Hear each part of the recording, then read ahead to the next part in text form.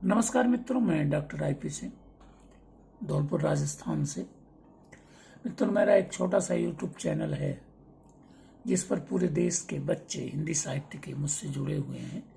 तो अभी दिल्ली के कुछ बच्चों ने अपने पाठ्यक्रम में निर्धारित ललद्यक के पदों की व्याख्या पूछते हुए उन पर उससे समीक्षा का आग्रह किया था। तो एक छोटी सी समीक्षा मैंने 2 दिन पहले प्रस्तुत कर दी थी। 4 पद जिसे वाक्य कहते हैं कोर्स में है, उसमें से एक वाक्य की व्याख्या मैं प्रस्तुत कर रहा हूं और व्याख्या देख लें। जिस वाक्य की है, मुझ पर वे चाहे हंसें, हजारों बोल कसें, हंस लेने दो पर होगा इसका खेद किसे। मैं हूं शिव की सच्ची भक्त, अगर मन से क्या मैला होता मुकुर राख के गिनने से। देखें, यहाँ बोल कसे माने फप्ती कसना, टिप्पणी करना है। खेद माने दुख, अपने किए पर जो दुख होता है उसे खेद कहते हैं। शिव शब्द का प्रयोग यहाँ परमपिता परमेश्वर के लिए किया है। और मुकुर तो आप जानते ही हैं, मुकुर जो होता है वो दर्पण जिसमें हम अपना चेहरा देखते हैं, और राख से आप परिचित ही हैं। व्याख्या मित्रों प्रायः 5 चरण में की जाती। संकेत, जिसमें पद के आरंभिक कुछ शब्द और अंतिम कुछ शब्द लिखे जाते हैं। संदर्भ में पुस्तक का नाम, पाठ का नाम, लेखक या लेखिका का नाम देते हैं। प्रसंग में यह बताते हैं कि यह पद लिखा कब गया होगा। इसके बाद उसके आशय को व्याख्या के अंतर्गत प्रस्तुत करते हैं और लास्ट में टिप्पणी या विशेष लिख करके उस पद के बारे में कुछ अतिरिक्त आलोचनात्मक संदर्भ, टिप्पणियां, विशेषताएं, कमियां प्रस्तुत करते हैं। तो देखें, पद है मुझ पर, तो शुरू में और लास्ट में गिरने से, तो ये संकेत हुआ। संदर्भ है प्रस्तुत पद हमारी पाठ्य पुस्तक भारतीय साहित्य, ये पुस्तक का नाम है संभवतः जो कोर्स में है। में संकलित पाठ ललद्यक के पद जिन्हें वाक्य कहते हैं से लिया गया है। कश्मीरी भाषा में लिखित आपके इन पदों का हिंदी अनुवाद मीरा कांत द्वारा किया गया प्रसंग। ये संत परंपरा की लेखिका हैं।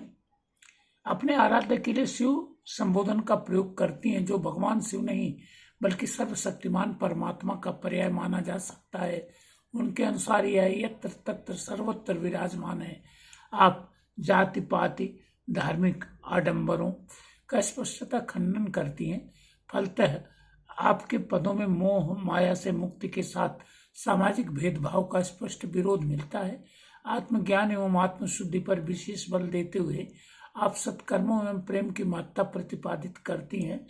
प्रस्तुत पद इसी प्रसंग में अवलोकनीय है, जिसके अनुसार ये ध्यान रखिए आत्मशुद्धि का पद है। व्याख्या, लोग मेरी भक्ति भावना अर्थात मेरी निष्ठा का मजाक उड़ाते हैं, मुझ पर फप्तियां कसते हैं, पर इसका असर भला किस पर पड़ता है, अर्थात मेरे ऊपर इसका कोई प्रभाव नहीं पड़ता। वास्तव में यदि मैं सच्ची शिव भक्त अर्थात परमात्मा की उपासिका हूँ, तो मुझे इस दुनियादारी अर्थात मेरा मजाक उड़ाने वालों से मेरा क्या लेना देना। यदि मन रूपी दर्पण में परमात्मा की छवि विराजमान है, तो भला वह विरोध करने वाले संसारी जनों की राख रूपी वाणी से मलिन हो सकता है, अर्थात कभी नहीं। तो इसका विशेष होगा, मन रूपी दर्पण का प्रयोग प्राय सभी हिंदू संतों ने किया है। अतः यह पद परंपरागत भारतीय संत परंपरा का पद माना जा सकता है। नंबर 2, शिव शब्द यहाँ भगवान शंकर नहीं बल्कि व्यापक अर्थ में परमपिता परमेश्वर के लिए प्रयुक्त हुआ है।